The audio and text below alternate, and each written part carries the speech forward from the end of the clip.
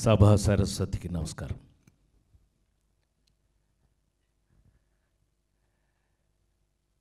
షష్ఠి పూర్తి ఏమండి, ఆడ బొందలే వీళ్ళు ఏమనుకుంటారు కానీ ఈ అదృష్టం నా ఒక్కడికేనా లేకపోతే ఇంకెవరన్నా యాక్టర్కి ఉందా?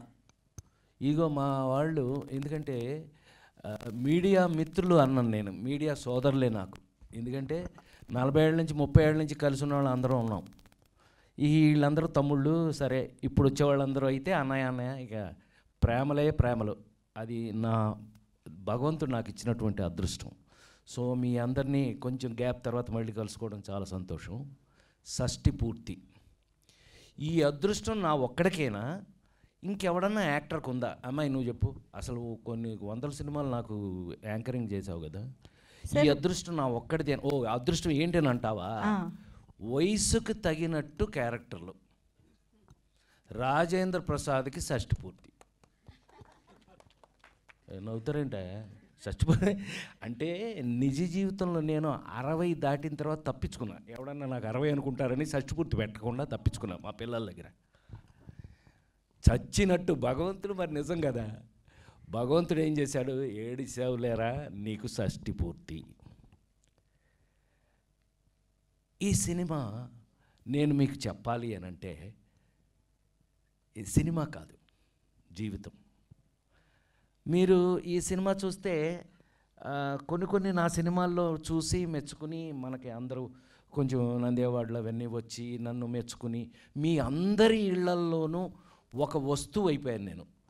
పివి నరసింహారావు అని పాపం ప్రధానిగా చేశారండి ఈ దేశానికి, ఒక తెలుగు ఆయన అనేవాడు, ప్రసాద్ ఎట్లనో తెలుసునా, ఇంట్లో కంచం ఉంటుంది, మంచం ఉంటుంది, ప్రసాద్ సినిమా ఉంటుంది అని చెప్పాడు. ఆయనకి ఇష్టం అది విషయం, పివి నరసింహారావు గారికి ఇష్టం.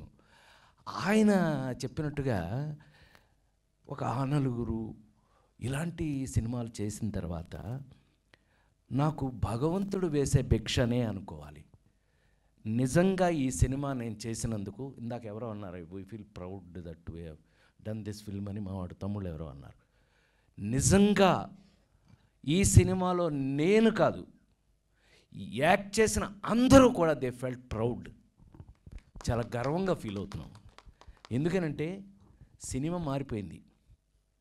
సినిమా ఇంటికి వచ్చేసింది, ఓటీటీ సినిమా ఇంటికి వచ్చేసింది, థియేటర్ల నుంచి ఇంటికి వచ్చేసింది. అయినా ఫ్యామిలీతో నాకు బాగా గుర్తుండి, ఎదురిని మూడు పక్కన పెళ్ళాం, ఇద్దరు పెళ్ళాలి ముద్దులు పోలీసు, ఆ కాలంలో మిస్టర్ పెళ్ళాం, ఆ కాలంలో థియేటర్ దగ్గరికి వెళ్తే, ఏమండి రాజేంద్ర ప్రసాద్ గారి సినిమానా అయితే మీ కారు పెట్టడానికి ప్లేస్ ఉండదండి అని. అదేంటండి అని అన్నారు. ఫ్యామిలీలు కదండి వస్తాయి, ఆయన సినిమా చూడడానికి ఫ్యామిలీ ఒక టికెట్ బుకింగ్ కౌంటర్లో 10 టికెట్లు 12 టికెట్లు లేరా తమ్ముడు సురేష్ నువ్వు చెప్పు, 10 టికెట్లు 12 టికెట్లు కట్ అవ్వాలి అని అంటే అది ఫ్యామిలీ సినిమా ఉండాలి, ఫ్యామిలీతో సహా వచ్చే సినిమా ఉండాలి అని అనేవారండి ఆ రోజుల్లో. అది నిజం కనుకైతే 100% షష్ఠి పూర్తి మీరందరూ 100% ఇందులో ఉన్న అందం ఏంటో తెలుసా అండి మీకు? చాలా అందం. ఈ పవన్ నాకు ఫస్ట్ కథ చెప్తున్నప్పుడు ఈ మాట అన్నప్పుడు నేను గట్టిగా పట్టుకున్నాను అతన్ని, లవ్తో, ప్రేమతో. ఏంటి అని అంటే, ఈ సినిమా షష్ఠి పూర్తి కథ ఏంటో తెలుసా అండి? ఏమండి, ఏ పిల్లలైనా సరే జీవితంలో వాళ్ళ అమ్మా నాన్న, నువ్వు ఇటురావే రా, నీ సంగతి ఉందిరా ఇటురా. కాదు, మీ అమ్మా నాన్న పెళ్ళి నువ్వు చూసావా? మీ అమ్మ ఇదే పెచ్చవా ఉంది. మీ అమ్మా నాన్న పెళ్ళి నువ్వు చూసావా? వెళ్ళు, నువ్వు అసలు సరిగ్గా లేదు, దెబ్బేసే అయిపోయింది. ఇది నన్ను చూసి ఎక్సైట్మెంట్ దీనికి. పాపం వీళ్ళందరూ నాకు బేసిక్గా ఫ్యాన్స్ కదా, వీళ్ళు సగం తప్పులు చేస్తుంటారు. ఇప్పుడు వెలిగింది దానికి, ఇప్పుడు వెలిగింది. సో ఎవరికి జీవితంలో మనం సరే, హలో, మనకి అదృష్టం ఏంటంటే, మనకి హిందూ దేశంలో పుట్టి హిందువులం మనం అందరం. మనకి తెలిసి మనం తల్లిదండ్రుల పెళ్ళి మనం చూసే అవకాశం లేదు. ఎందుకని?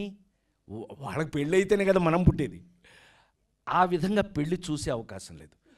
కానీ పిల్లలు చూడగలిగిన పెళ్ళి ఏదైనా ఉందంటే అది షష్ఠి పూర్తి ఒక్కటే. అవును కదా, అవును కదా. అందుకని షష్ఠి పూర్తి ప్రతి మనిషి జీవితంలో ఎంత ఇంపార్టెంట్ అది చెప్పబోతున్నాం ఈ సినిమాలో.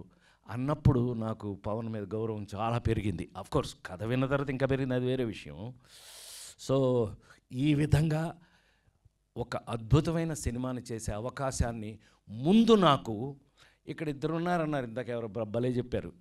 ఒకడు ప్రొడ్యూసరు, ఒకడు హీరో, ఇద్దరు ఉన్నారు ఇప్పుడు ఇక్కడ. మా రూపేష్ గారు నేను టూ డ్యూయల్ రోలు. నాకు అతను హీరోగా కన్నా ప్రొడ్యూసర్గానే ఐ లైక్ హిమ్. ఎందుకంటే ఎక్కడ అంటే ఆర్బి చౌదరి గారి కజిను, అంతే కదా, your cousin of R B Chaudhary గారు, గ్రేట్ ప్రొడ్యూసర్ ఆర్బి చౌదరి గారి కజిను. సో అందుకని ప్రొడక్షన్స్ గురించి కొన్ని వాల్యూస్ గురించి వాళ్ళకి తెలుసు. కానీ ఫస్ట్ టైం అయినా కూడా ఎక్కడ ఎలాంటి చిన్న తేడా కూడా లేకుండా, పైగా మీరు ఇందాక నుంచి అందరూ చెప్పారు, విన్నారు మీరు, ఇళయరాజా గారి దగ్గర నుంచి మీకు పద్మశ్రీ తోటతరణి, ఆర్ట్ డైరెక్టర్స్లో పద్మశ్రీ వచ్చిన చాలా, అతను ఒక్కడే అనుకుంటా ఇండియాలోనే పద్మశ్రీ వచ్చిన ఆర్ట్ డైరెక్టర్ తోటతరణి. ఏమండి, అక్కడి నుంచి మా చైతన్య ప్రసాద్ గురించి ఇంక నేను చెప్పాలి అని అంటే ఒక గంట తీసుకోవచ్చు నేను.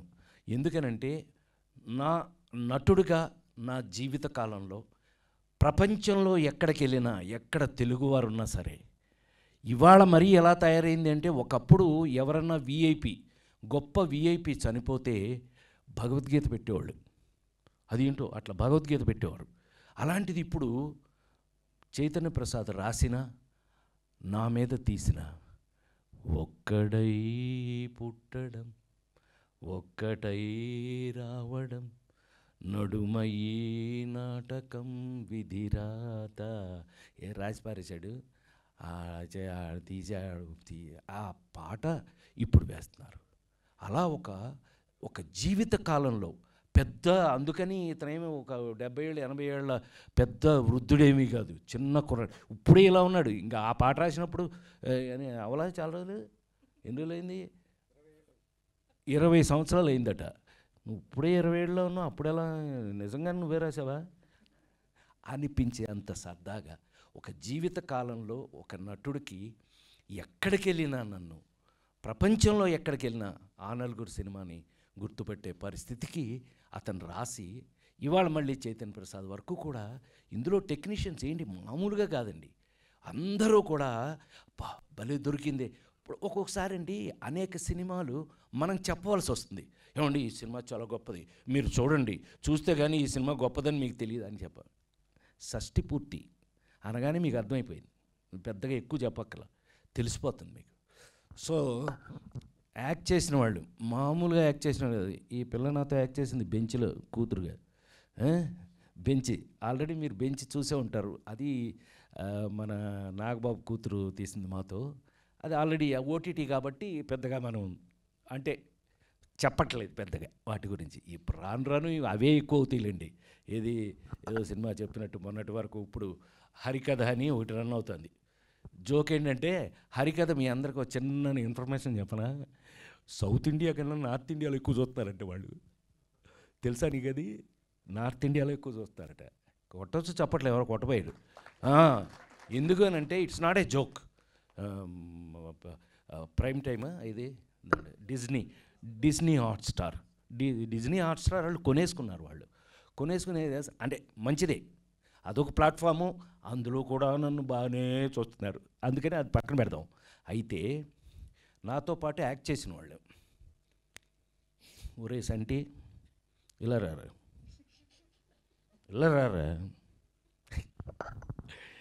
నాకు వీళ్ళందరితో ఎంత చనువు ఉంటుంది అని అంటే, ఆనాటి బ్రహ్మానందం దగ్గర నుంచి కూడా ఈనాడు చంటి వీళ్ళందరితో వీళ్ళతో నేను ఎంత బాగా ఎంత సరదాగా ఉంటుంది అంటే, ఇందాక చెప్పింది కూడా వాడు నిజంగా భయపడి కాదు, ఓవర్ యాక్షన్.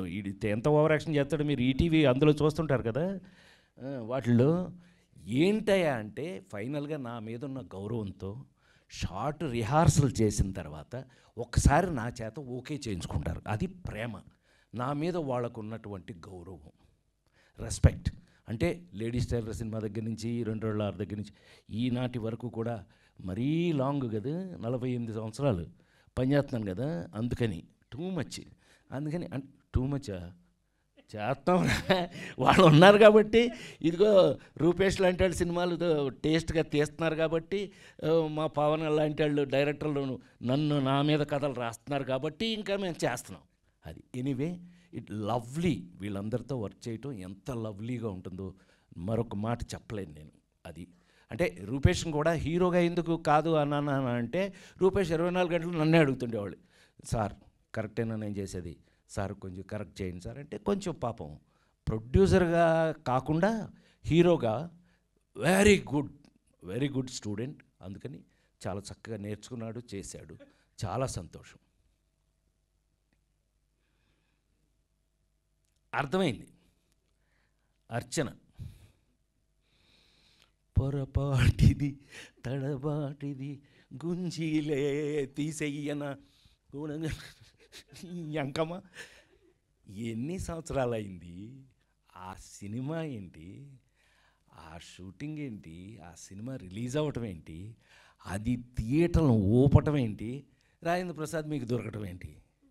ఆ సినిమా లేకపోతే రాజేంద్ర ప్రసాద్ లేడండి, దండేసి దండం పెట్టేవాళ్ళు.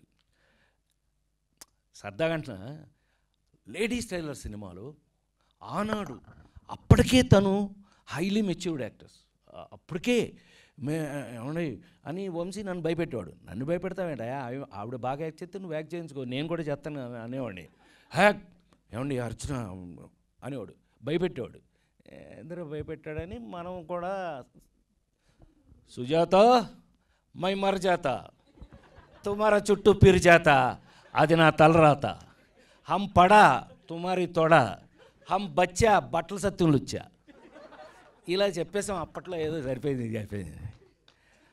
మరి ఈనాడు నిజంగానే నాకు ఎంత ఫుల్గా, అమ్మాయి నువ్వు చెప్పటమని కాదే, నేను నిజంగానే అంత సంతోషంగా ఉన్నాను. నిజంగానే షష్టిపూర్తి సినిమా ఒక ఫుల్నెస్ ఇచ్చింది నాకు.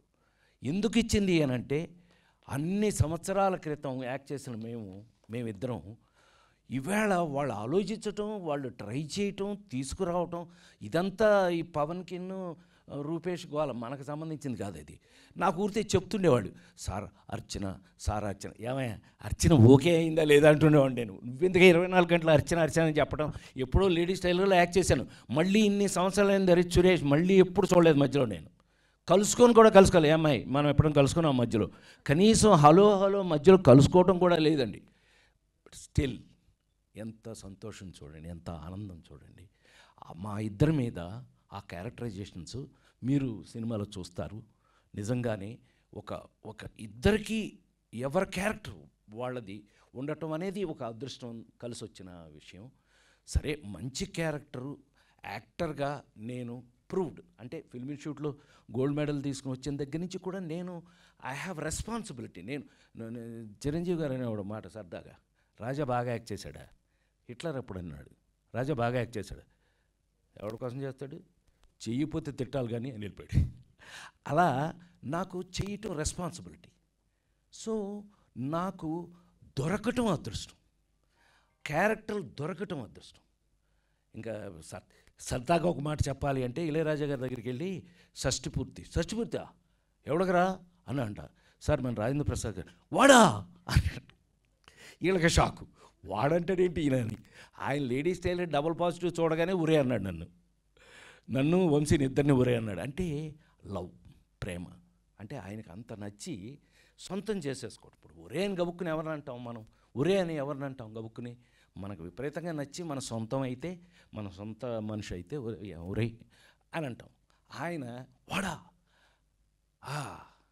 అన్నాడంట. సో అద్భుతమైన టెక్నీషియన్స్ వర్క్ చేసి, క్యారెక్టర్స్ అద్భుతంగా, మంచి కథ. షష్టిపూర్తి అనగానే మీకు ఒక లెవెల్కి కథలు ఎంత జాగ్రత్త తీసుకుని ఉంటారని మీకు అర్థమైపోయి ఉంటుంది. ఈ సినిమాని తప్పకుండా మీరు మన సంస్కృతి, మన సంప్రదాయం, తెలుగువారి సంప్రదాయం, తెలుగువారి సంస్కృతిని మీరు లైక్ చేసేవాళ్ళు, మీకు ఇష్టమైతే కనుక, మారిపోతున్న ఈ జనరేషన్లో ఇంకా మన పాత సంప్రదాయాలని వాటిని గుర్తు చేయడానికి ఇలాంటి సినిమాలు రావాలి అని అనుకునే వాళ్ళలో నేను ఒకడిని.